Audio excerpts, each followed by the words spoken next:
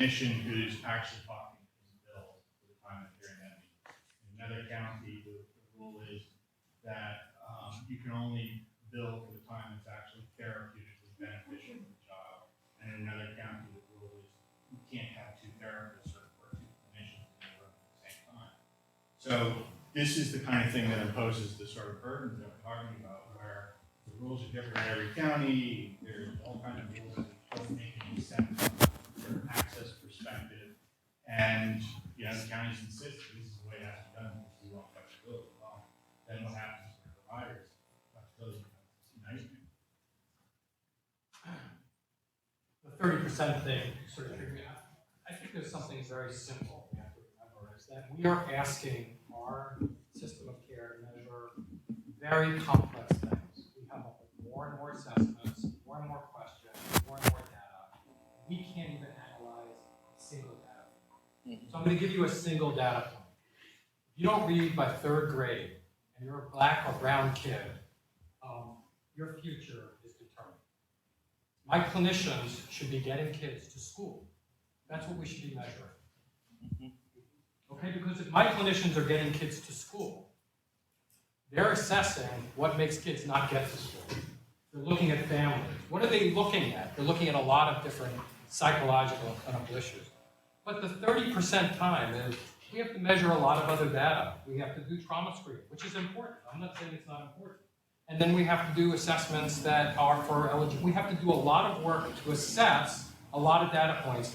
Our systems are not capable of analyzing those data points and using them in the ways you're suggesting. So I will say, I'm not on the solution panel, but for high-end kids, I would say we need to locate and swarm around a data point or two, and swarm around it, and measure it together and solve it.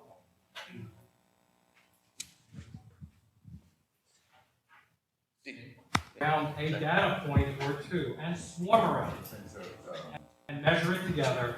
I'm concerned about is the unintended consequences of regulations and policy.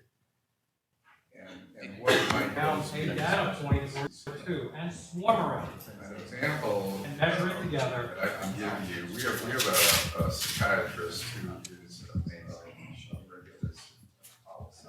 She's one of the most, what might Around a data point or she's not like a psychiatrist. two, and swarm around it. An example, spends time with kids. We have a psychiatrist who, well, she's one of the most, Around a data point or she's not like a psychiatrist. two, and swarm around it. An example, she has resigned from. We have a psychiatrist who use, now this is her perception, it's her name. I know whether this is actually happening, but we have a pretty high volume of kids coming in who Two, and swarm around it. they come in on psychiatric resign. She doesn't take them. She continues. Documented kid interest to you. Now this is her perception, it's her name. But whether this is actually happening by the regimen, we have a pretty high volume of kids coming in. She's on the list. Of the high, they come in prescribing physician and resign. She doesn't take them.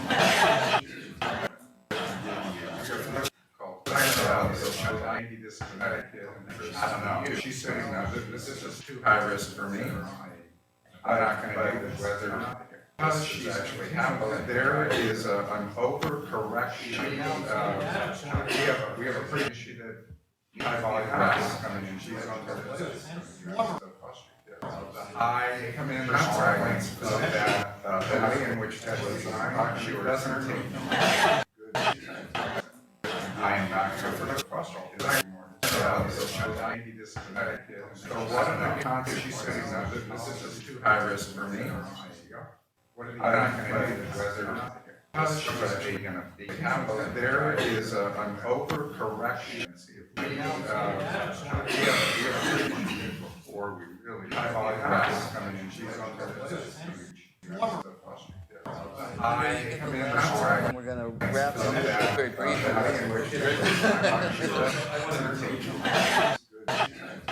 Question about Linton. I am not for the question. Maybe just a genetic kid. So what are the context this is just too high risk for me. Again, we know there's the intention of our providers are not doing well. So we got a lot of small providers.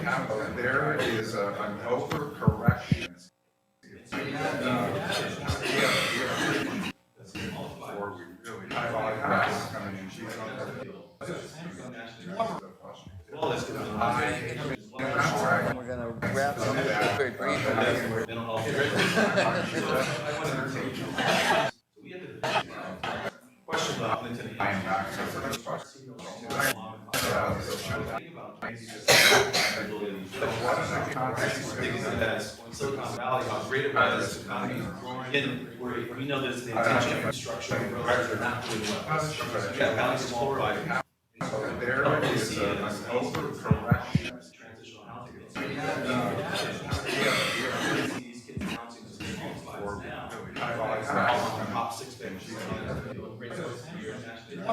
Capacity. Well, that's good. Wrap All of that. Mental health.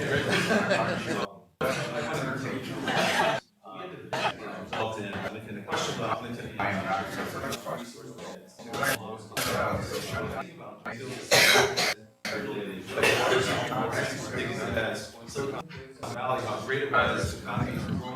Thank you. So this was very helpful in getting us all on the same page about the problem and what we need to address. And so we're going to move to lunch, and lunch is outside in the foyer area. Please leave the room, get your lunch as quickly as you can if you'd like to hear Alan's presentation. He's going to start in, I'd say, 10 to 15 minutes, which will allow people to get lunch and come back in. And Director Lightbourne talked about wanting a no eject, no reject policy in California, and that is what Alan's talking about. So for the eagerness to move on to solutions, I think we're going to get to hear a little bit about one way to approach this problem. So please get your lunch, bring it back in, and then when you finish lunch, put your trays outside of the room, which will help with cleanup, as we're going to move right into the next panel at 1:30. Thank you. So this was very helpful in getting us all on the same page about the problem and what we need to address. And so we're going to move to lunch, and lunch is outside in the foyer area. Please leave the room, get your lunch as quickly as you can if you'd like to hear Alan's presentation. He's going to start in, I'd say, 10 to 15 minutes, which will allow people to get lunch and come back in.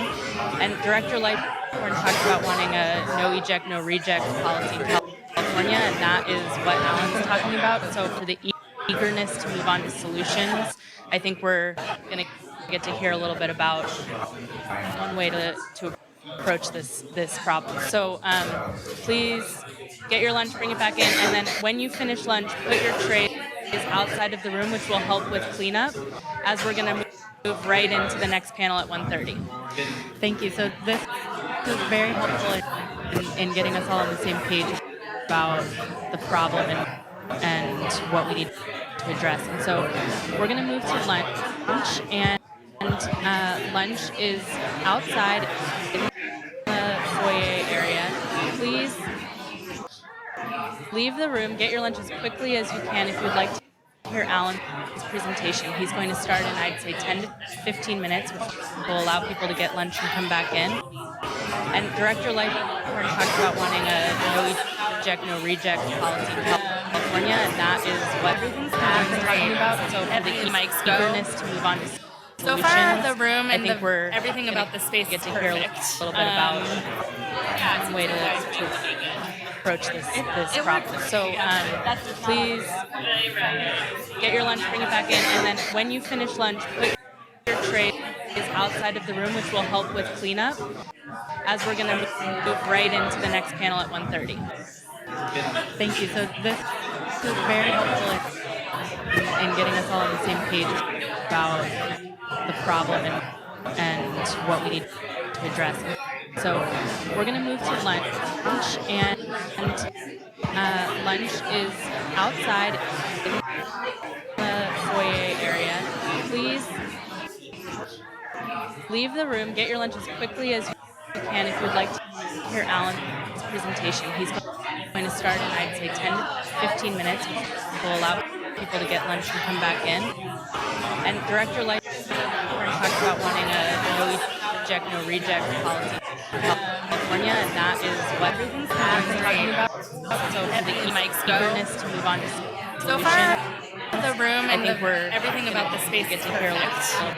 bit about the way to approach this problem. So please get your lunch, bring it back in, and then when you finish lunch, put your trays outside of the room, which will help with cleanup, as we're going to move right into the next panel at 1:30. Thank you. So this is very helpful in getting us all on the same page about the problem and what we need to address.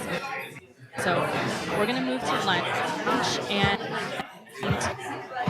lunch is outside in the foyer area. Please leave the room, get your lunch as quickly as you can if you'd like to hear Alan's presentation. He's going to start in, I'd say, 10 to 15 minutes, which will allow people to get lunch and come back in.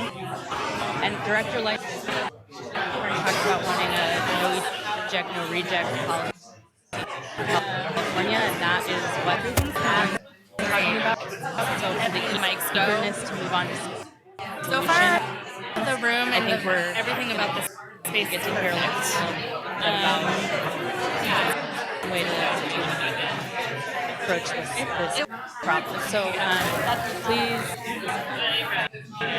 get your lunch, bring it back in, and then when you finish lunch, put your trays outside of the room, which will help with cleanup, as we're going to move right into the next panel at 1:30. Thank you. So this is very helpful in getting us all on the same page about the problem and what we need to address. So we're going to move to lunch, and lunch is outside in the foyer area. Please leave the room, get your lunch as quickly as you can if you'd like to hear Alan's presentation. He's going to start in, I'd say, 10 to 15 minutes, which will allow people to get lunch and come back in. And Director Light talked about wanting a no eject, no reject policy in California, and that is what everything's talking about. So for the eagerness to move on to So far, the room and everything about the space get is to hear a little perfect. bit about the way to approach this problem. So please get your lunch, bring it back in, and then when you finish lunch, put your tray outside of the room, which will help with cleanup, as we're going to move right into the next panel at 1:30. Thank you. So this is very helpful in getting us all on the same page about the problem and what we need to address. So we're going to move to lunch, and lunch is outside in the foyer area. Please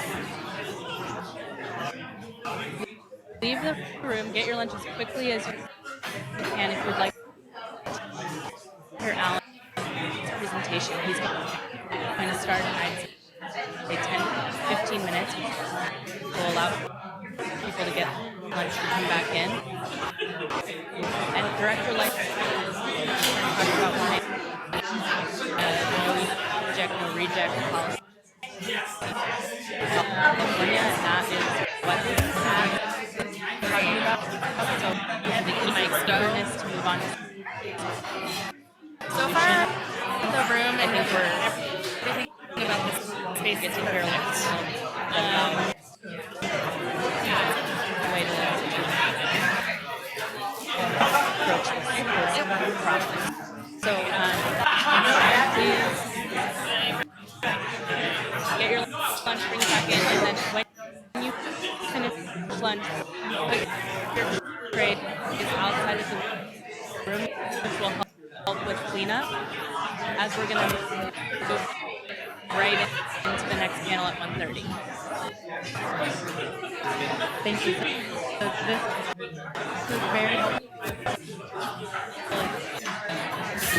in getting us all on the same page about the problem and what we need to address. So we're going to move to lunch, and lunch is outside foyer area. Please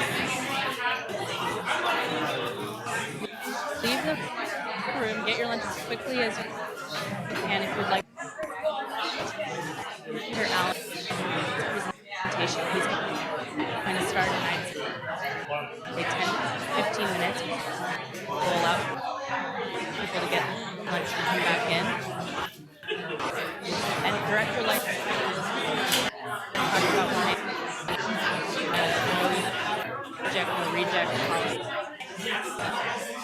California, and that is what we're talking about. So I think he might start to move on.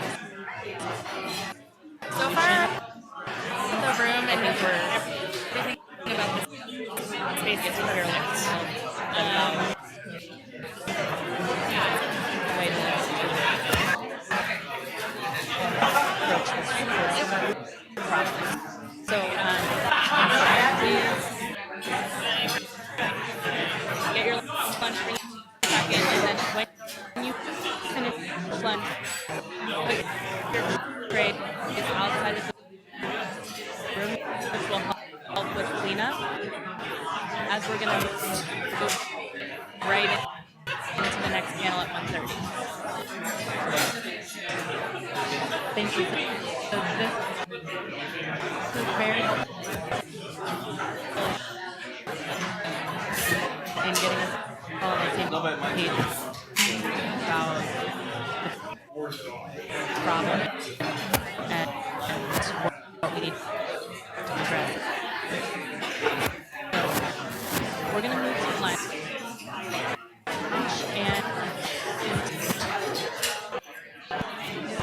lunch is outside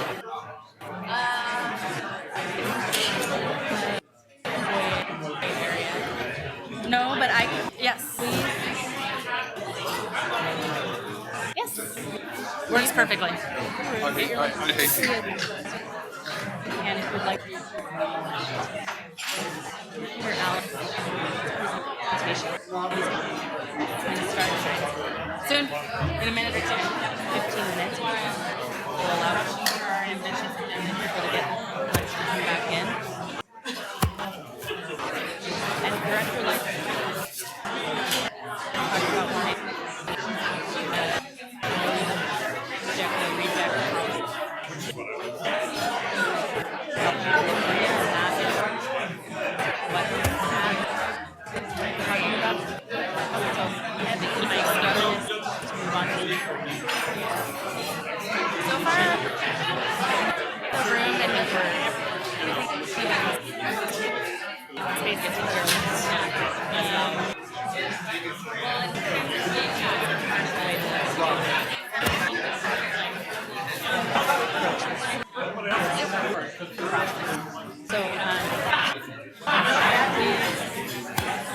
please get your lunch, bring it back in, and then when you finish lunch,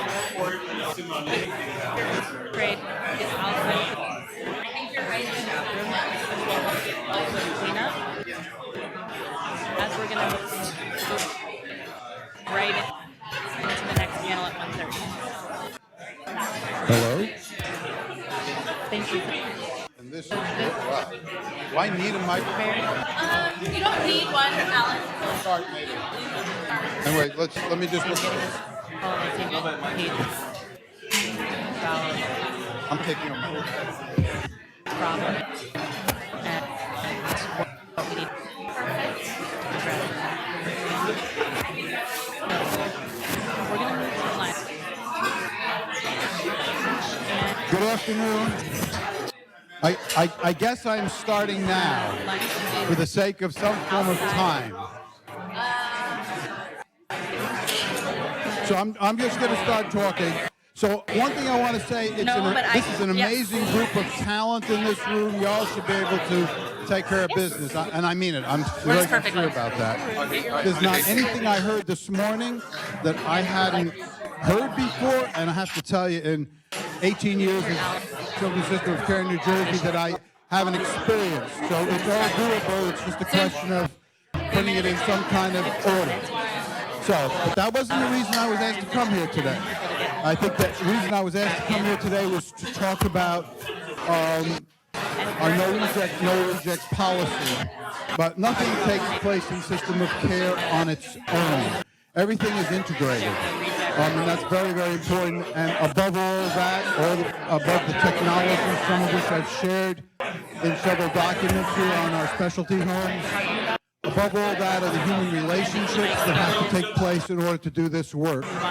And one of my providers in New Jersey said, no reject is not just a policy, it's not just a technology. It has to do with the relationships that we've developed with our provider community.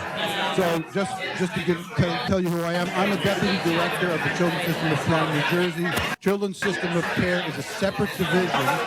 It's its own division. It was developed in the year 2000, 2001 to be a children's mental health system, because we didn't have children's mental health system in New Jersey. So it's a distinct division from child welfare.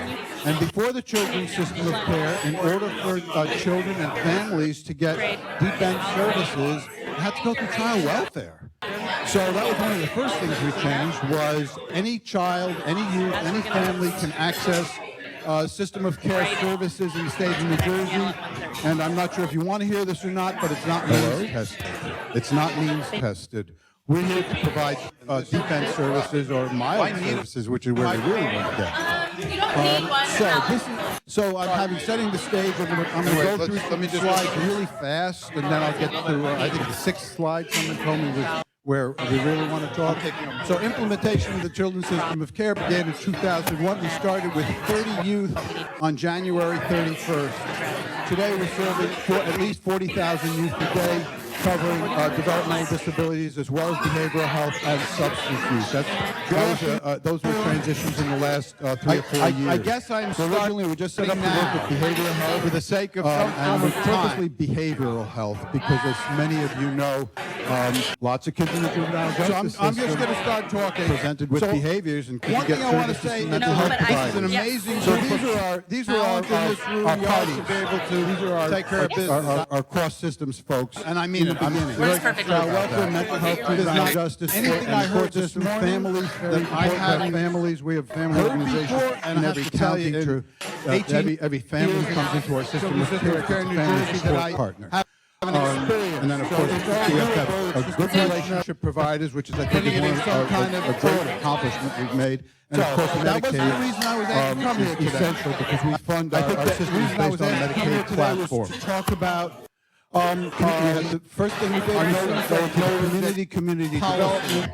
We put down nothing organizations in all our areas. We have 15 areas in New Jersey. Everything is integrated. Who to deliver wraparound that's very, very important. And we also have access to intensive community treatment technology. I'm sure you've had many of these things. We have clinicians who go into the home to provide clinical services in home. Above all that, and then the human relationships I heard take place in order to do this work. This morning, a mobile response team. So one of the providers in said in every area as well. It's not just a policy, it's not just a technology. Thinks they have a crisis, or may think they're going to have a crisis. Where they can call an 800 number and have a team of people come out. I'm a deputy 1 hour, 24 hours a day, to provide up to 3 days of crisis stabilization. and it's deemed necessary to own division or develop up to 8 weeks. In year 2000, we now have our mobile response folks going out to each children's to mental health system. Every we didn't have children. Youth mental health system could go into what we call family care or what we would call foster child welfare. Just to know that they're there. For the children, since we've been looking at less 18 families, 96% of those have remained in their home. Child welfare, which is a tremendous, so that was one of the tremendous success because any child welfare face, family can access foster homes, system of care services to home. I've seen up to 30 I'm not sure if you want to hear this or not, but it's not. We're working towards changing that. It's not means tested. So residential treatment services or one of the things we did in 2000, a couple of years into the system of care, so inherited all the residential setting the stage that child welfare had that were being paid for, and then I'll get email. I think the sixth we found youth within some of these places. We really want to take so all across the country, the children's various places. In 2001, we started with that was their permanency plan. On January 31st, by state dollars. Today, we're out of home treatment, 40,000 units by the Medicaid rehab option, which is what I said, funded by system.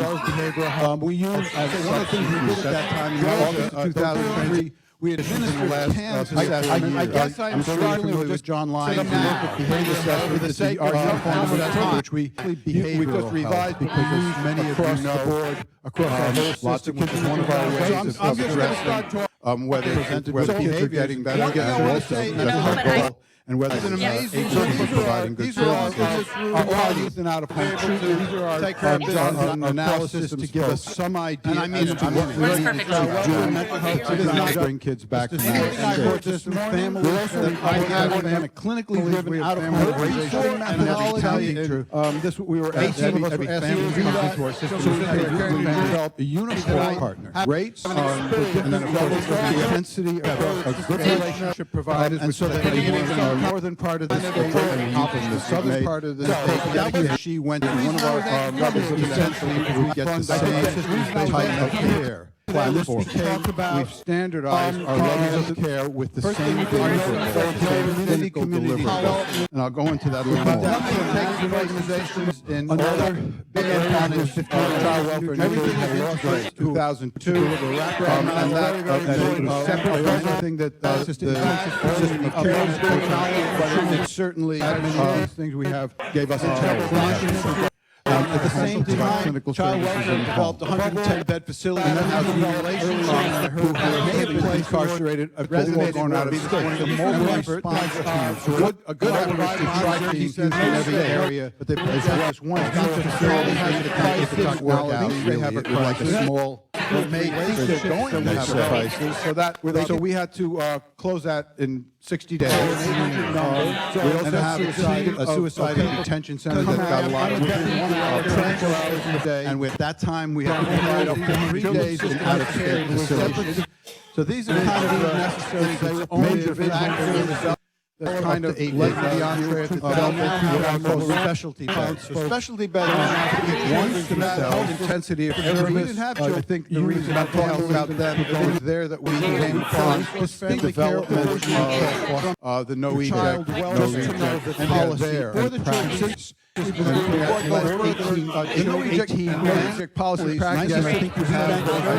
I know there's a document around here describing welfare, which is not just policy practice. It has to do with the relationship with our providers. And we have a small team within our system of care. I've seen a private system of care. I oversee a unit for specialized residential treatment units. I also oversee juvenile justice and substance use treatment and IDD services.